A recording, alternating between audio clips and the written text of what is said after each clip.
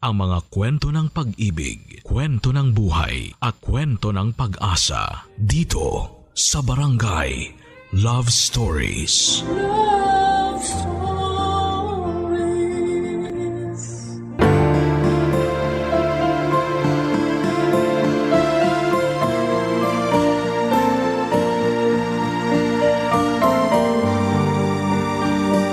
Pag-ibig ang pinakadakilang bagay na regalo ng Diyos sa daigdig. Kaya nga kung meron tayong kakayahang magmahal ng isang taong hindi natin kaano-ano, gawin natin. Sa ganoong paraan, naililigtas natin sila at napupunan nito ang mga kakulangan sa kanilang puso. Ikaw, kabarangay, naranasan mo na ba na tinuring mong pamilya kahit na hindi mo kadugo? Dear Papa Dudut, magandang mainit na tanghalian po sa inyo at sa mga kabarangay natin. Ako po si Vian. Kaka 34 lang last July at isa po ako sa mga masugid ninyong tagapakinig. Taga Quezon City po kami ng mister ko at meron na po kaming isang anak na babae. Stay at home mom po ako dahil preggy ako sa second baby namin kaya marami rin akong time na makinig sa programa ninyo tuwing tanghali at paggabi naman ay minamarathon ko po ang Barangay Love Stories sa online. Aliw na aliw po ako sa mga istorya na pinapadala sa inyo ng mga kabarangay natin. Kaya sinabi ko sa mister ko na gusto kong sumulat sa istasyon ninyo. Bagay na sinang-ayunan naman niya. Bali ang kwento po na isi-share ko ay nagsimula noong 10 taong gulang ako. Papa Dudut, meron na po ba kayong tao na tinuring ninyo ng pamilya kahit na hindi ninyo kadugo? Ako kasi ay meron. Yun po ang Yaya Trining ko. Single mother po noon ang Mama Janice ko matapos maagang mamatay ni Papa dahil sa bone cancer.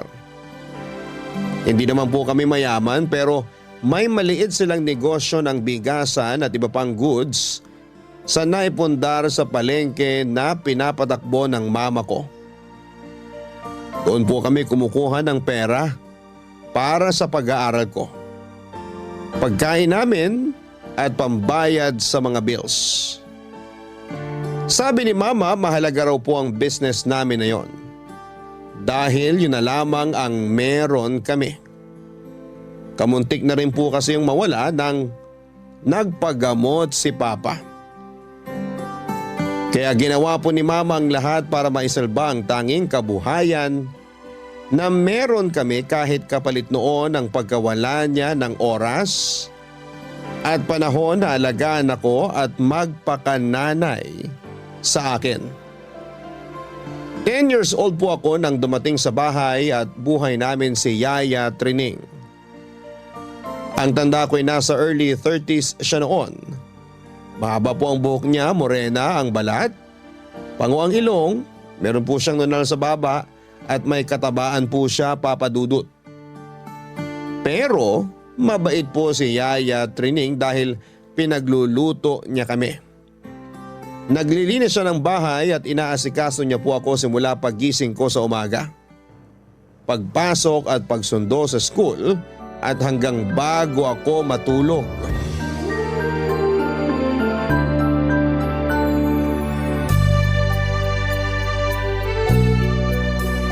Paru-paro? Uy! Paru-paro! Sandali! Hintayin mo ako! Pian, huwag kang tumakbo. Baka madapa ka. Paru-paro! Hintayin mo ako! Ay!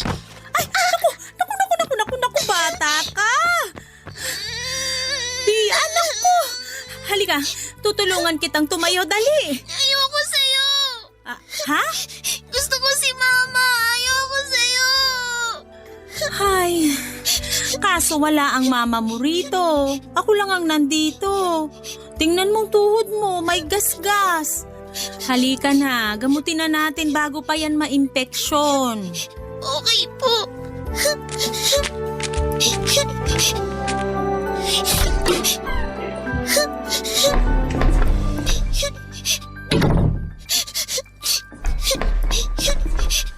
Oh, dito ka muna sa bangko, ha? Kukuha lang ako ng ipanggagamot sa sugat mo. Saglit lang ako. Opo. Yaya, bilisan niyo po. Dumudugo na po. Oo, andito na ako. Tingin nga ng tuhod mo.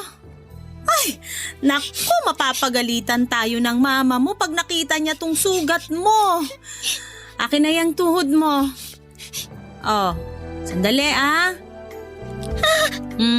Aray ko po, ya. Sakit po. Oh, ayan. Masakit pa rin? Hindi na po. Bakit mo ba kasi hinabol yung paru-paro? Gusto ko po kasi makipaglaro sa kanya eh. Wala po kasi ako kalaro, Yaya. Yung mga bata sa labas, ayaw lumapit sa akin.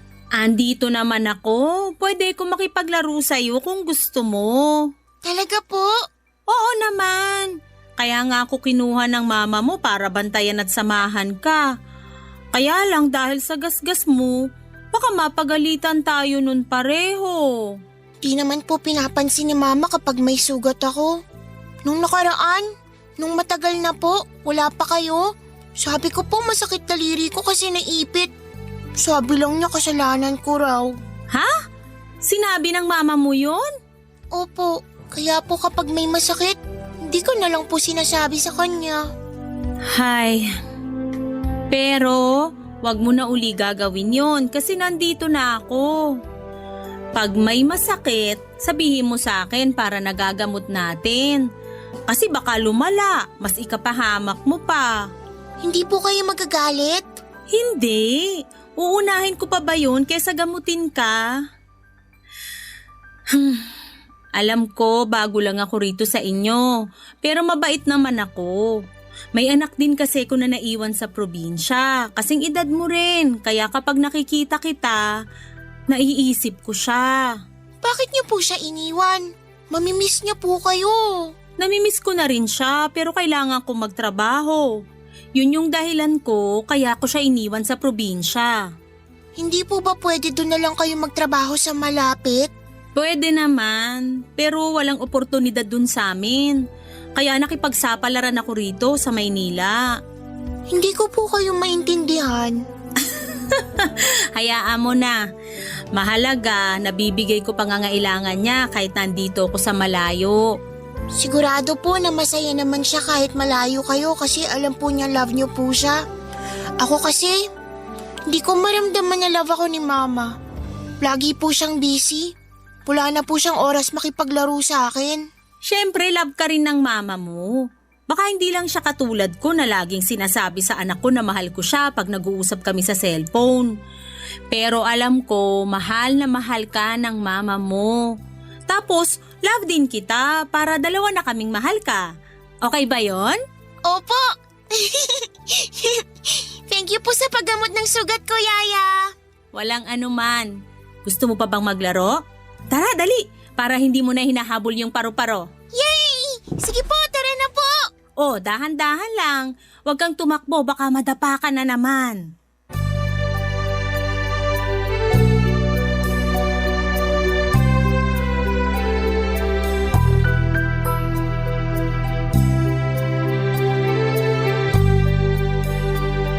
Hindi po ako sanay na merong ibang tao sa bahay namin. Simula kasi nang maging busy na si Mama sa negosyo namin. Pinilit ko po ang sarili ko na matuto ng mga bagay-bagay. Para naman hindi po ako kawawa. Pero aaminin kong mahirap po bilang isang bata. Halimbawa, may isang insidente na halos maubos ko po yung gas namin dahil naiwan ko yon na bukas habang may pinapakulo ako. Gusto ko po kasing uminom ng gatas kaya nagsalang ako ng tubig sa takure. Gumamit pa nga ako ng upuan bilang tungtungan para maabot yung kalan dahil medyo mataas tapos maliit lamang po akong bata. Kaya lang nalibang naman ako sa pakikipaglaro sa tuta ng kapitbahay namin kaya nawala na sa isipan ko ang pinapakulo ko.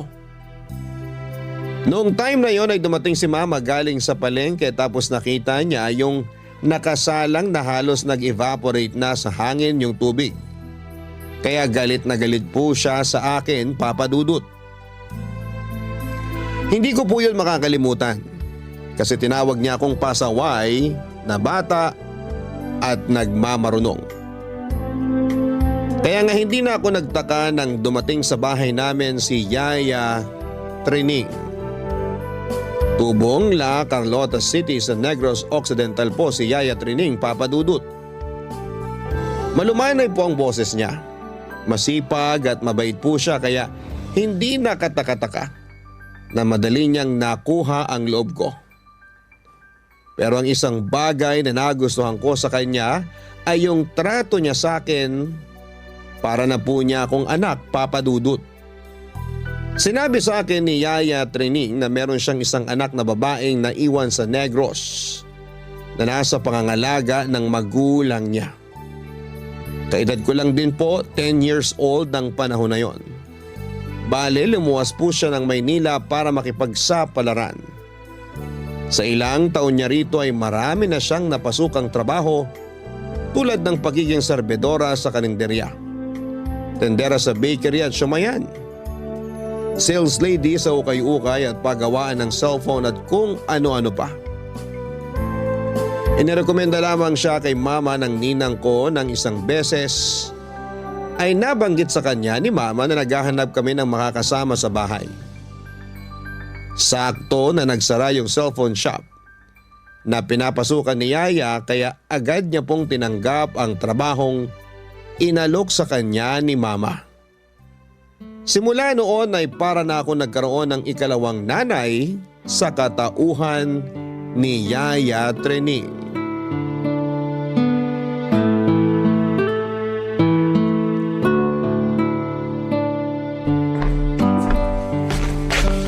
Ma, laro po tayo. May dala po akong manika. Di mo ba nakikitang pagod ako? Kakarating ko lang galing trabaho, Vian. Pero miss ko na po kayo. Anong miss? Magkasama naman tayo rito sa bahay, di ba? Lagi-lagi tayo nagkikita, paano mo ako mamimiss? Basta po. Ay nako, doon ka nga sa kwarto mo, wag mo akong ginugulo. Nagpapahinga yung tao. Sige na po, Mama. Kahit sandali lang po. Tigas talaga ng ulo mo ha. Di ka nakakaintindi? Akin na yung manika mo. Akin na sabi! Po masira. Wala akong pakialam. Dapat dito sa manika mo, tinatapon doon sa malayo. Yan! Bakit niyo po tinapon manika ko? Para kunin mo doon tapos wag ka nang bumalik dito. Kakainis kang bata ka? Di ka marunong pagsabihan? Halika rito. Ha? Dapat sa'yo pinapalo eh. Halika! Yan kasi! Pasaway ka! Kinagalit mo ko? Kita mong masakit na nga ulo ko sa pagod? Tumahimik ka nga! Ang ingay mo! Ma'am! Ma'am, tama na po! Nasasaktan na po si Vian! Yaya! O tapos magtatago ka sa yaya mo? Halika rito, Vian! Di pa ako tapos sa'yo! Ay, tama na po, ma'am! Natatakot na po si Vian! Mabuti nga yun eh, para hindi niya ulitin yung pang-istorbo sa akin. Sinabing pagod ako tapos gusto niya makipaglaro? Di ba dapat ikaw ang kalaro ng batang yan? Kaya nga kita kinuhang kasama namin dito sa bahay eh, para hindi na ako iniistorbo ng batang yan. Vian, dun ka muna sa kwarto mo ha. Susunod na lang ako, okay? Sige po.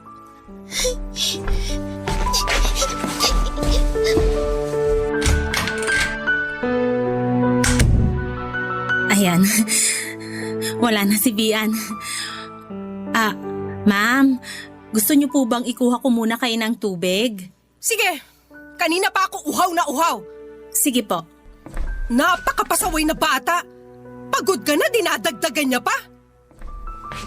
Ito na po tubig niyo, ma'am. Salamat.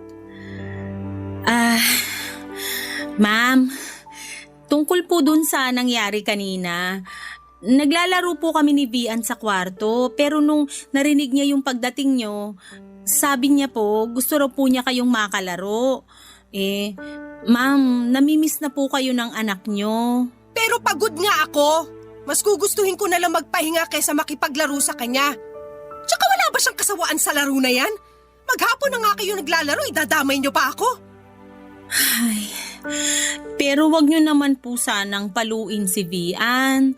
Bata pa po yun. Sino ka para sabihin sa akin yan? Baka nakakalimutan mo, nanay pa rin ako ni Vian at kapag matigas ang ulo niya, papaluin ko siya. Nanay din po ako, ma'am. Hindi po maganda na namumulat sa palo ang mga bata kasi kalalakihan nila yung takot sa atin ng mga magulang nila. Baka po hindi na sila magsabi sa atin ng mga problema nila kasi sinasaktan natin sila. Mas mabuti nga na di na siya magsabi sa akin ng mga problema niya kasi may sarili naman akong problema. Tsaka pwede ba? Huwag mo nga akong pangaralan. Nandito ka para bantayan niyang anak ko, hindi para turuan ako ng kung ano-ano. Alam ko ginagawa ko training.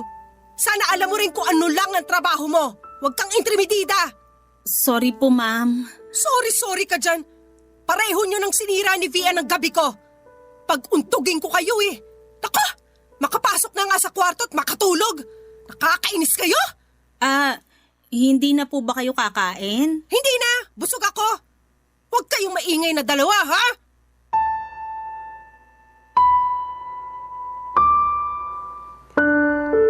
Ayaw ko pong magtanim ng sama ng loob sa mama ko dahil hindi po ganun ang turo ng father sa misa sa simbahan, pero bilang isang batang salat sa pag-aaruga ng magulang. Hindi ko po mapigilang magtampo at maghinanakit sa mama ko. Alam ko naman po na busy siya sa pagtatrabaho, kaya hanggat maaari ay pinapagaan ko yung bawat sandali, lalo na pag uuwi siya ng bahay namin. Pagod po si mama kaya inaabotan ko po siya ng tubig na maiinom noong wala pa si Yaya. Tapos sinasabi ko na mamasahihin ko yung binti niya na lagi niyang nirereklamong namamanhid at masakit gawa ng maghapon niyang pagtayo, lalo na pag maraming customer. Pero lahat ng effort ko para makabanding kami ni mama ay binabaliwala niya. Tapos sinasaktan na rin niya ako. Madalas niya akong paluin kapag napipikon po siya sa kakulitan ko. Kaya umiiyak na lamang ako. Pag gano'n na po ang nangyayari ay pumapagitna po sa amin si Yaya Trining para hindi na po ako masaktan pa ng husto ni mama. Nagagalit din po si mama kay Yaya pero hindi po yun pinipersonal ni Yaya Trining. Mas focus po siya sa pagpapatahan sa akin kasi ang lakas po ng iyak ko. Lalo na kapag natamaan ako ng kamay ni mama, Papa Dudut. Hindi ko po makakalimutan yung kinarga ko ni Yaya. Tapos nakasubsob lamang ako sa leeg niya at umiiyak ng mahina para hindi na marinig ni mama.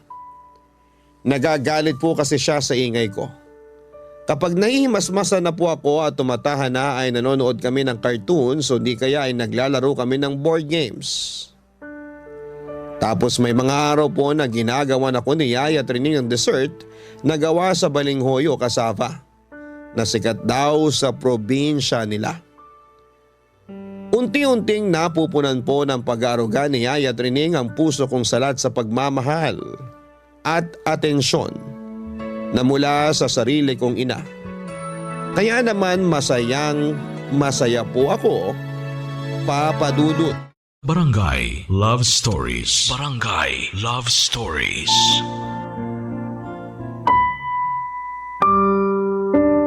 Sa pagpapatuloy po ng buhay ko noon kasama si Yaya Trining sa bahay namin ay napansin ko po na lalong naging busy si mama pero hindi na lamang sa negosyo namin.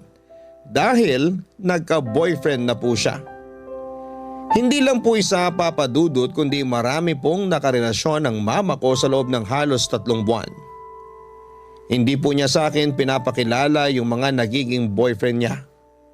Nakikita ko na lamang na inuwi niya po sila sa bahay tapos ay pumapasok sila sa kwarto ni mama at nagkukulong doon. Pag nakikita ko si mama, mukha naman siyang masaya pero parang lalo po siyang nawala ng pakialam sa akin, Papa Dudut. Hanggang sa nakasanayan ko na lamang po na lagi siyang may inuuwing lalaki sa bahay tapos ay umaalis din pag umaga. Kapag nangyayari yon ay sa kwarto po ni Yaya Trining ako natutulog kasi Natatakot po ako na baka may mangyaring masama sa akin gawa ng may ibang taong pinapapasok si mama sa bahay, Papa Dudut. Isang gabi may inuwi na namang lalaki ang mama ko. Tapos narinig ko na lamang na nagsisigawan sila. Pareho po silang galit pero mas galit at mas mataas ang boses ng mama ko. Basta ang natatandaan ko lang. Sinabi ni mama na pinipirahan lamang siya ng lalaki. Kaya ayaw na raw niya na makita ito. Nagtataka nga ako kasi nang umuwi sila ay nagtatawanan pa sila noon pero mukhang nakainom din sila pareho. Sa takot ko ay kinatok ko po yung kwarto ni Yaya kahit na alam kong tulog na siya. Palibhasa kalagitnaan na po yun ng gabi at baka nasa madaling araw na. Buti na lamang mas nangibabaw po ang worry ni Yaya Trining sa akin kesa sa antok niya ng mga panahon na yon, Papa Dudut.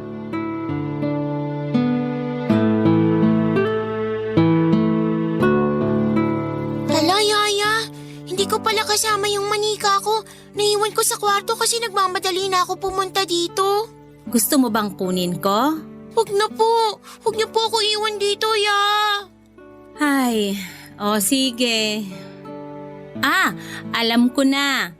Meron din akong manika rito, kaso… Talaga po? May manika kayo? Meron, kaso di katulad ng manika mo. Teka, asa na ba yon? Hahanapin ko lang. Eto, nakita ko na. Tingnan mo. Wow! Ano po tawag dito? Paper doll ang tawag dyan. Laging nilalaro ng anak ko sa probinsya. Yan lang kaya kong ibili sa kanya eh. Ngayon lang po ako nakakita nito pero nagagandahan na po ako. Pwede po ba natin laruin? Oo naman. Ganito lang gagawin mo. Kunin mo yung manika. Tapos, pwede mo siyang bihisan ng iba-ibang damit na gusto mo. Sige, ito. Hawakan mo to. Susuotan ko po siya ng bestidang pula. Sige, okay yan. May sapatos din siya. Ito. Ikabit mo sa paa niya. Tupiin mo lang yung papel sa gilid. Yun kasi ang magsisilbing lock para kumapit yung sapato sa paper doll. Ganito po? Oo! Ang galing mo! Yan, ganyan. Teka, saan ba yun? Eto, may bag din yan. Kompleto po accessories. Aba, syempre. Daig pa po yung manika ko, Ya. Talaga? Sige, kabit mo rin tong sombrero niya. Ganito po? Ganyan nga. Madali lang po pala laruin to tapos nakakatuwa rin. Buti nagustuhan mo. Nakita ko kasi yan dun sa mga nilalakong laruan ni Manong nung nakaraang araw. Kaya bumili ako ng 2. Naaalala ko kasi yung anak ko. Ito lang po ba laruan niya? Wala po siyang totoong manika? Wala pa. Pero plano ko siyang bilan kahit na lagi niyang sinasabi na kontento na siya sa paper doll. Nag-iipon pa ako para sana surprise gift ko sa birthday niya. Matutuwa po yun! Buti pa po yung anak niyo, mahal na mahal niyo. Si mama kasi, parang hindi na ako love. Lagi po siyang walang time sa akin kasi busy siya sa business tapos sa ibang tao po. Minsan, di ko po mapigilan mainggit sa kanila kasi mas pinapansin pa sila ni mama kaysa sa akin. Ay, liga nga rito, Vian. Yayakapin kita para maramdaman mo na mahal kita. Buti na lang may yaya training ako kasi kahit papaano may nagmamahal sa akin. Ang bata mo pa para maranasan yung pakiramdam na walang nagmamahal sa'yo, Vian. Sana kahit di mo ko totoong mama, na ipaparamdam ko sa'yo yung pagmamahal ng isang ina. Para sa akin, kayo na pong totoong mama ko. Kung pwede lang kitang tawaging totoong anak ko para may kalaro yung anak ko sa probinsya eh. Paniguradong matutuwa yun. Alam ko po na miss na kayo ng anak nyo. Pero sana po wag nyo po akong iiwanan, Yaya. Hindi ko po kasi alam gagawin ko kapag nawala kayo. Natatakot ako kay mama, pati sa mga lalaki na kasama niya. Pag umalis kayo, wala na po akong kakampi. Ayoko po mag-isa sa bahay na to. Hindi naman ako aalis agad, Bian. Siguro kung mangyayari man yun, malaki ka na. May sarili ka na ring pamilya at mga anak. Tsak hindi mo na ako kailangan. Kahit po malaki na ako, gusto ko po nasa tabi ko lang kayo lagi. Gusto ko po na maglaro pa rin tayo ng paper doll, Yaya Trining. Pwede po ba yun? Please po, magpapakabait po ako lalo para hindi kayo mawala. Sana nga pwedeng hindi ako mawala sa tabi mo. Sana kahit matanda na ako, magkasama pa rin tayo at naglalaro ng paper doll. Promise po ha, hindi kayo mawawala, Yaya. Pinky promise po tayo? Pinky promise? Paano yun? Ganito po. Akin na yung small finger nyo, tapos yung sa akin din po. Ayan, pinky promise po, Yaya, na hindi nyo po ako iiwan. Pinky promise na hindi ko iiwan si Bian. Yay! Tara, Ya! Maglaro pa po tayo ng paper doll!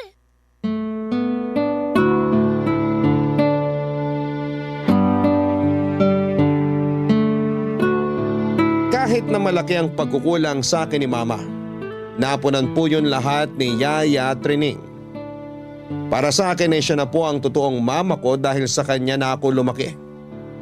Siya po ang umaattend sa mga meeting namin sa school at siya rin ang kasama ko noong graduation namin sa elementary at high school. Ayaw po kasi ni Mamang pumunta sa mga ganong event dahil nakaka-bore daw po. Mas mabuti pa na magtinda na lang daw siya sa palengke, kumita pa siya ng pera kesa tumunganga, manood at pumalakpak sa akin habang umaakyat ako sa stage para kunin ang pinaghirapan kong diploma. Dinamdam ko po ang katuwiran na yon ni Mama Papa Dudut. Question ko nga po yung pagmamahal niya sa akin bilang anak hanggang sa magdalaga na ako. Pero nananatiling malayo po ang loob sa akin ni Mama. Kaya ako na lamang ang napagod na mamalimos ng atensyon sa kanya. Hindi naman po niya ako pinababayaan. Good provider siya, Papa Dudut, dahil pinapakain niya ako at pinag-aaral. Masama na ba akong anak kung para sa akin ay nakukulangan pa rin ako sa mga ginagawa niya? Hindi niyo po ako masisisi dahil ng mga panahon na yon ay may ka-live-in na po si Mama. Si Alfred po na kaisa-isang lalaking pinakilala niya sa akin at sinabing magiging stepfather ko na, Papa Dudut. Kaya lang masama po ang kutob ko sa live-in partner ni Mama dahil may taglay po itong kamanyakan.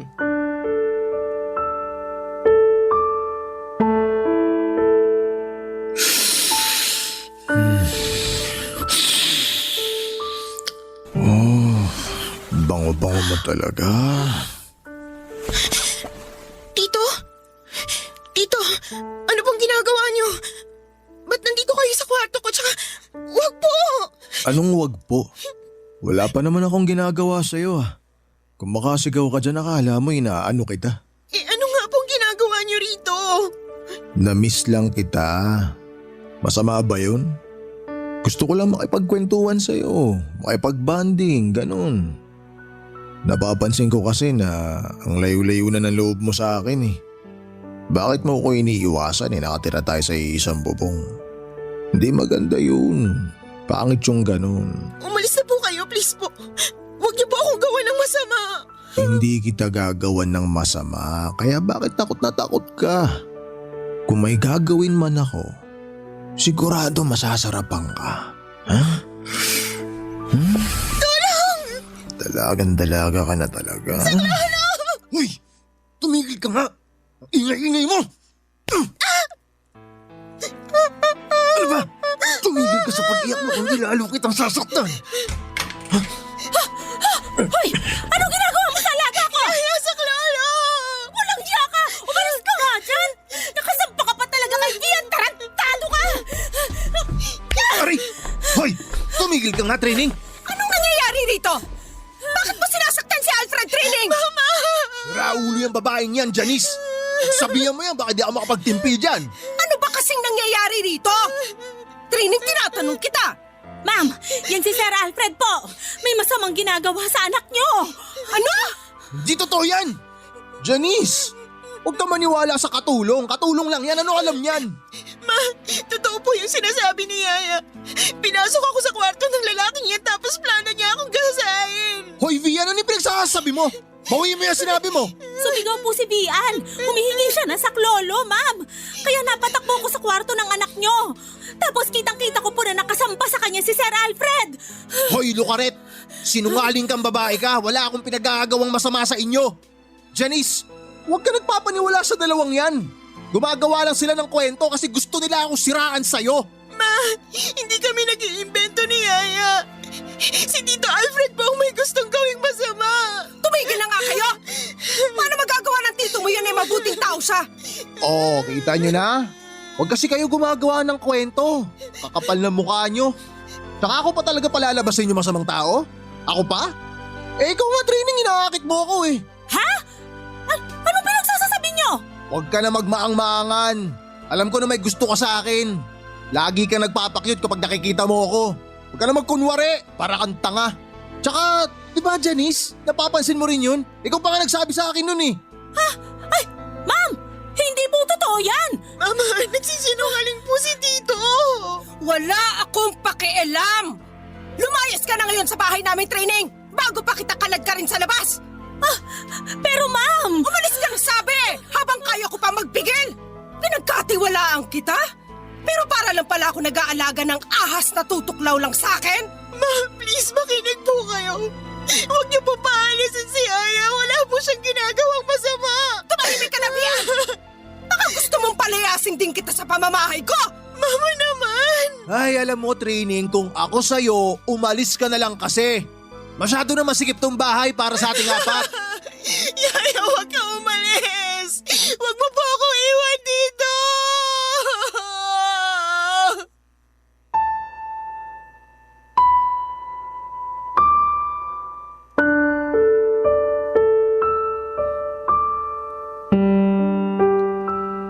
Dalawang beses pong nadurog ang puso ko ng gabing yon, Papa Dudut. Una, nang hindi kami pinaniwalaan ni Mama tungkol sa tangkang panggagahasa sa akin ng live-in partner niya. At ikalawa ay noong palayasin niya si Yaya Trining sa bahay namin dahil mas pinaniwalaan niya ang gawa-gawang kwento ng demonyong lalaking yon. Ayoko pong iwanan ako ni Yaya sa poder ng mama ko kasama ang Alfred na yon dahil natatakot po akong maulit ang masama niyang plano sa akin. Nagmakawa po ako kay Yaya Trining na isama niya ako kung saan siya pupunta pero kapwa po kami walang nagawa ng pumagitna na si Mama. Bulag na bulag po siya ng galit at panibugho niya noon dahil paniwalang paniwala siya sa kwento sa kanya ni Alfred. Awang-awa rin po ako kay Yaya dahil sinaktan na siya ni Mama. Pinagsalitaan ng masama at pinalalayas pa sa bahay namin, ora mismo. Nang makalis na po si Yaya Trining ay nagkulong po ako sa kwarto ko, Papa Dudut. At lumalabas lang tuwing papasok ako sa school. Late na rin po akong umuwi para tulog na silang dalawa. Ayoko po kasing magpang-abot pa kami ng live-in partner niya dahil natatakot po akong makita ang hayop na yon. Wala naman po akong mapagsabihan tungkol sa nangyari kaya doble ingat na lamang ako. Kinakandado ko po ang kwarto ko at lagi akong may katabing matulis na bagay pag natutulog. Marami na po akong inisip na paraan kung paano makakaalis sa bahay namin nang hindi pinapalayas ni Mama. At sinamantala ko po ang pagkakataon na mag-aral sa malayo para makapag-dorm ako. Mabilis po na lumipas sa mga taon hanggang sa nakagraduate na ako ng college sa kurso kong Business Administration, Papa Dudut. Barangay Love Stories. Barangay Love Stories.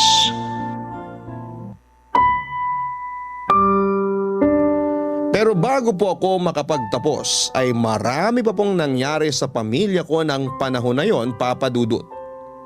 Una na po doon yung pagkakasangkot ng live-in partner ni Mama sa paggamit ng ipinagbabawal na gamot dahilan para pagnakawan na niya ng perang mama ko at pagmalupitan nito. Kasama ko po si Mama na nagpakulong sa kanya, Papa Dudut. Pero hindi pa po doon natatapos ang lahat dahil sinubo kami ng Diyos. Nang biglang humina ang katawan ni Mama at nagpabalik-balik kami sa ospital. Akala ko po ay simpleng sakit lang na pwedeng mawala kapag nagpahinga siya. Pero na-diagnose po siya na meron siyang stomach cancer ang mama ko. Nasa 4th year college na po ako noon at isang semester na lamang ay gagraduate na ako. Pero dahil sa mahal na gamutan ni Mama ay nasaid po ang pera namin sa bangko at kamuntik-muntika na mawala sa amin ang negosyong bumubuhay sa amin ng ilang taon. Kaya nga habang nag-aaral at meron namang ilang araw na bakante na walang klase, ako po ang tumataw at nagtitinda sa bigasan namin kapalit ni Mama Papa Dudut. Nagsikap po ko na may taguyod at may salba ang business namin dahil doon lang ako kumukuha ng pera para sa pagpapagamot ni Mama. Hindi nagtagal, nakagraduate naman ako. Unfortunately ay hindi ko na rin po kinayang ipagpatuloy yung business namin gawa ng iba pang pangyayari kaya nag-focus na lamang ako sa pagtatrabaho sa corporate. Nag-aral din akong mag-virtual assistant para may pinagkakakitaan ako sa gabi. Kulang na lamang ay hindi ako matulog para lamang kumita ng malaki, Papa Dudut. Halos sa ospital na kasi tumira si Mama at ako lang ang nag-aasikaso sa kanya dahil kakaunti lang naman ang mga relatives namin. At ang iba ay nasa malalayong probinsya pa. Isang araw habang namamalengke po ako ng mga supplies namin ni Mama sa bahay. Napadaan po ako sa isang tindahan ng mga laruan tapos ay nakita ko po yung paper doll na madalas naming nilalaro ni Yaya Trining. Ewan ko pero bigla na lamang po akong naiyak matapos mag-flashback sa akin ang kabataan ko. Siguro kasi naalala ko pa na ang gaan-gaan ng buhay noong araw kumpara sa noong tumanda na ako. Tapos ayon, hindi ko napansin na nilapitan na pala ako ng isang matandang babae na tumatao sa tindahan na yon. At laking gulat ko nang mamukhaan ko siya. Walang iba kundi si Yaya Trining, Papa Dudut.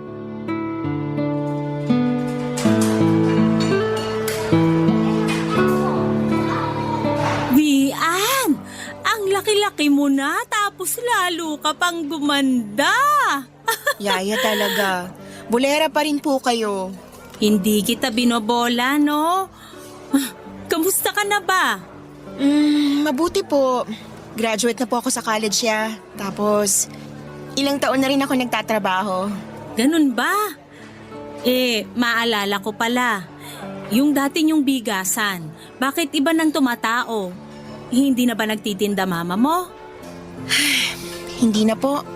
May sakit po si mama ngayon kaya hindi na po siya nakakapagtinda. May cancer po siya at ilang taon na rin siyang pabalik-balik sa ospital. Ano ka mo? Naku anak, kawawa naman ang mama mo. Nasa na yung kinakasama niya? Wala na po. Nakakulong na kasi adik tapos lagi pa pong pinipisikal si mama. Naku, napakahirap naman ang pinagdadaanan mo, nak. Tapos mag-isa ka lang nagtatrabaho. Kinakaya kasi magulang ko pa rin naman po si mama. Pero minsan, napapatanong po ako sa Diyos kung bakit nagkaganito yung lahat. Hindi naman po sa nagbibilang ako ng hirap. Siguro kapag napapagod na ako tapos wala po ako mapagsabihan. Naiisip ko po yung mga bagay na yon. Doon ko po kayo mas namimiss, Yaya. Ay, sorry anak, kasi iniwan kita noong araw. Wala naman po kayong kasalanan. Hindi niyo po ako iniwan kasi pinaalis kayo ni Mama. Yaya, sorry po ha. Kasi wala akong nagawa nun. Hindi ko po kayo na ipagtanggol kay Mama. Hindi mo naman kailangan humingi ng tawad. Nakaraan na yon. Napatawad ko na rin naman ang mama mo kahit na nagalit ako sa kanya noong una. Tanging dalangin ko na lang sa may kapal na sana iligtas ka niya laban sa kinakasama niya, Vian. Mukhang dininig naman po ng Diyos ang panalangin niyo kasi hindi na po naulit yung masamang plano sa akin ni Tito Alfred. Tapos ngayon, nabubulok na siya sa bilangguan. Kayo po, kumusta na po kayo? Eto, tuloy-tuloy lang sa buhay. Nung pinaalis ako sa inyo, pumunta ako sa pinsan ko na nasa Paranaque. Doon na rin ako nakahanap ng trabaho. Yung tindahan kung saan ako tumatao, meron silang branch sa Parañaque. Pero nung nakaraang taon, nilipat nila ako rito sa Quezon City. Hindi po ba kayo umuwi sa Negros? Akala ko po kasi talaga umuwi kayo sa probinsya niyo. Umuwi ako, pero bumalik din ako rito. Kasama niyo po ba anak niyo? Kasi for sure malaki na rin siya. Kaedaran ko lang po siya, di ba? Oo, pero wala na ang anak ko, Vian. Patay na siya. Ho? Bakit po? Namatay siya sa panganganak sa panganay niya nung nakaraang taon. Nagkakomplikasyon ayon sa mga doktor. Patay din yung apo ko pagkasilang. Sorry po, Yaya. Hindi ko po alam. Yun po ba yung dahilan kaya bumalik kayo rito? Oo. Nalulungkot kasi ko dahil doon mag-isa na lang ako. Wala na ang anak ko kaya sinabi ko sa sarili ko na magtatrabaho na lang ako rito. Sana po may pwede akong gawin para mapagaan yung pinagdadaanan niyo, Ya. Pareho lang naman tayong may dinadala sa buhay. Pero masaya ako kasi nakita kita uli, nak. Tingnan mo, naiiyak tuloy ako. Ya, wag na po kayong umiyak. Naiiyak po ako eh. Ako rin po, masayang-masaya kasi nagkita ulit tayo. Ang tagal ko pong hinintay yung araw na to kasi akala ko talaga hindi ko na kayo makikita. Walang gabi simula nung umalis kayo sa bahay namin na hindi ko po kayo naisip. Lagi ko po kayong namimiss kasi para sa akin totoong magulang ko na kayo. Nung nawala kayo sa bahay, pakiramdam ko nawalan din ako ng nanay. Hindi ka nawalan ng nanay kasi andito na uli ako. May dahilan ng Diyos kung bakit kailangan nating magkahiwalay noon. Pero nagpapasalamat pa rin ako sa Kanya kasi tinupad niya ang dasal ko na ingatan ka. Tapos ngayon na nakita uli tayo, alam ko na nakikinig talaga siya. Ya, ayoko na po magkahiwalay tayo ulit. Hindi ko na po kakayanin pag nagkalayo pa tayo tulad ng dati. Mahal na mahal ko po kayo. Para ko na po kayong tunay na nanay. Sino bang may sabi sa'yo na magkakahiwalay pa tayo? Ngayon pa na nagkita uli tayo, anak. Hindi na kita iiwan, Vian. Pangako yan.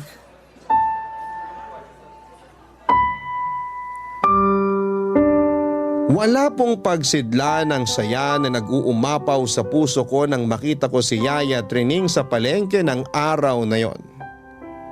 Hindi ko na nga matandaan kung ilang taon simula noong huling beses ko siyang nakita. Hindi ko na rin siya noon kinontak bilang pagsunod sa kagustuhan ng mama ko, Papa Dudut.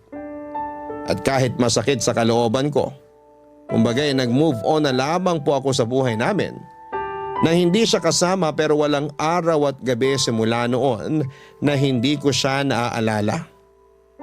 Malaking parte na po ng kabataan ko si Yaya Trining dahil siya na ang kinamulatan kong nanay noong mga panahong busy sa ibang bagay ang mama ko. Yung pagmamahal po niya sa akin ay para bang tunay na anak na kahit na hindi naman kami magkadugo.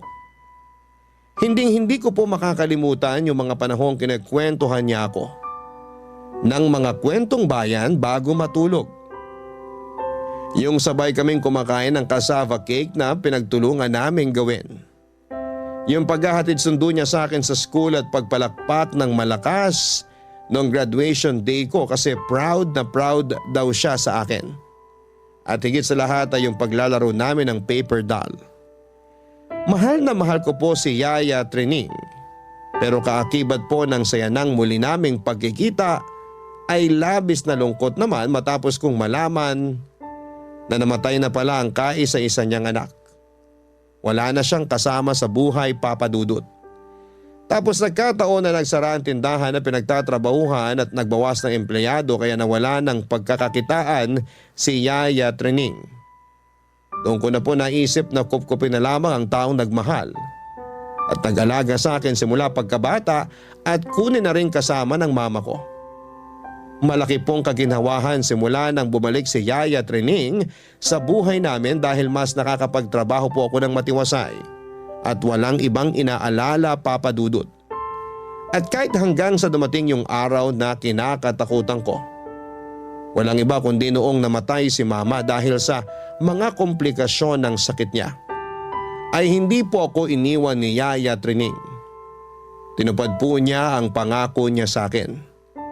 Siya po ang kasakasama ko sa buhay at sa bahay namin dahil parang tunay na ina na ang turing ko sa kanya. At ako naman po ang anak niya. Sa katunayan, si Yaya Trining po ang naghatid sa akin sa altar noong kinasal ako sa long-time boyfriend ko, Papa Dudut. Yun po yung araw na may tuturing ko na isa sa mga pinakamasaya at hinding-hindi ko makakalimutan.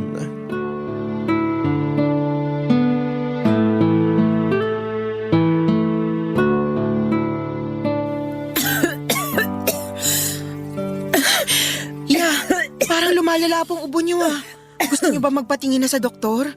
Nako anak, ayos lang ako. Konting pahinga lang to. Natuyuan kasi ko ng pawis kakawalis dun sa labas kanina. Pagkatapos nakalanghap pa ako ng alikabok kaya nangat itong lalamunan ko. Iinuman ko na lang ng pinigang kalamansi sa maligamgam na tubig. Okay po, pero pag hindi pa rin umukay, magpapacheck up na tayo ha. O sige, pero wag ka na kasi masyadong mag-alala. Siyempre po mag-aalala ako kasi ayoko kayong magkasakit.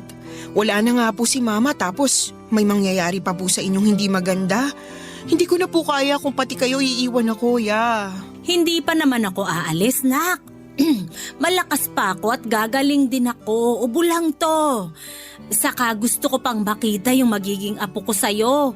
Excited na talaga ako para sa magiging baby mo. Ilang buwan na nga uli ang tiyan mo? 4 months po, Yaya. Ako rin po excited nang makita niyo si baby. Sana po lagi kayong palakasin ng Diyos at ilayo sa anumang mabibigat na sakit.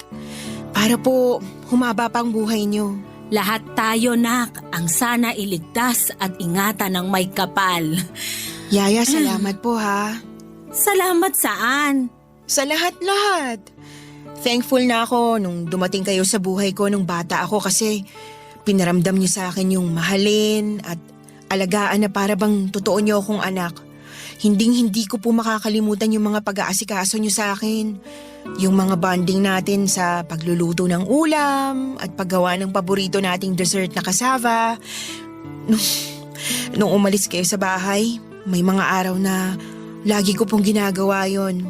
Kasi pag nakakakain ako nun kahit papano, nababawasan yung pagkamiss ko sa inyo. Kaya lang, nahihirapan po akong lunukin kasi naiiyak ako habang ngumunguya.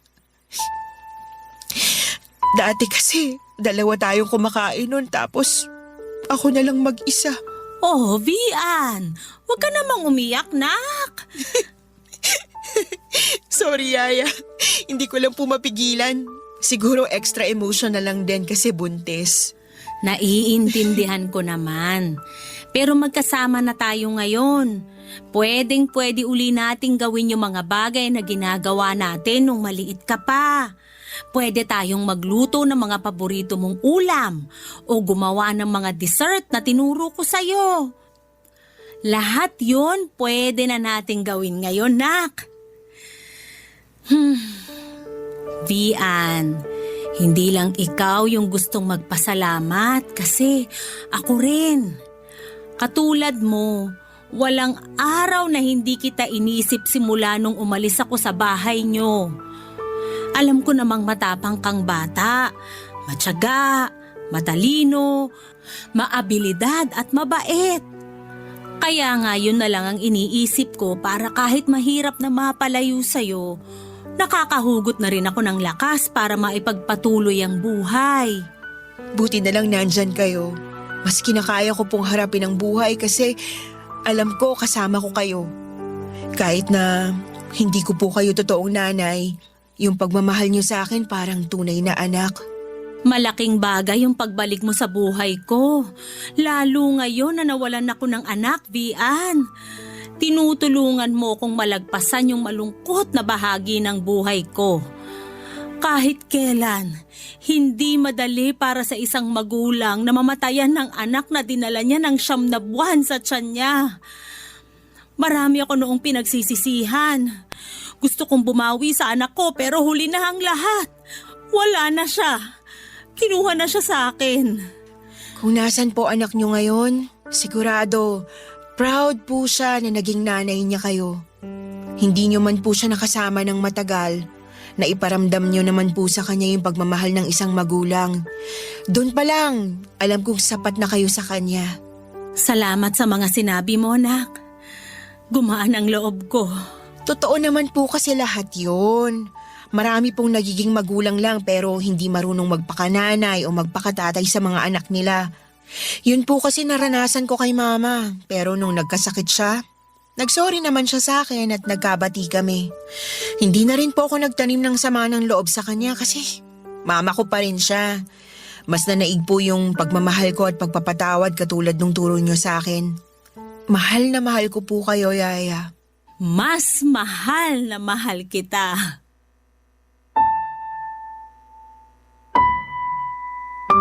Totoo po na kapag pinalaki sa pag-ibig ang isang bata ay nadadala niya yon sa kanyang pagtanda. At naipapasa niya yon sa ibang tao lalo na sa magiging mga anak niya sa hinaharap. Hindi po perpekto yung pamilyang kinalakhan ko, Papa Dudut. Pero meron pa rin pinapadala ang Diyos na mabubuting tao upang maging gabay sa simula ng pagkabata. At yun ay walang iba kundi si Yaya Trining. Hindi ko po siya kaano-ano, hindi ko siya totoong nanay pero mahal na mahal niya ako na para bang tunay niyang anak. Kaya nga ang laki ng pasasalamat ko sa Diyos na pinagkaloob niya sa buhay ko si Yaya Trining. Papadudot sa kasalukuyan ay healthy po ang yaya ko na nagsisilbi ko na ring pangalawang ina. At kasakasama namin sila ng anak ko na naglalaro at nagbabanding. Masasabi ko po na masayang masaya ang anak ko at sobrang close po sila ni Yaya Trining. At para sa akin ay malaking bagay na nasa buhay naming mag-asawa si Yaya dahil siya po ang nagsisilbi naming gabay. Lalo na pag kailangan namin ng payo at pangaral mula sa nakakatanda. Maraming salamat po sakaling mapili po ninyong i-area ang storya ng buhay ko. Sana po'y maraming nakuhang aral at inspirasyon ang mga kabarangay natin sa kwentong ibinahagi ninyo. God bless po sa inyo at sa Barangay Love Stories. Ang inyong forever kapuso at kabarangay, Vian. Anong say mo sa Barangay Love Stories na ito? Pagkwentuhan natin sa comment section yan.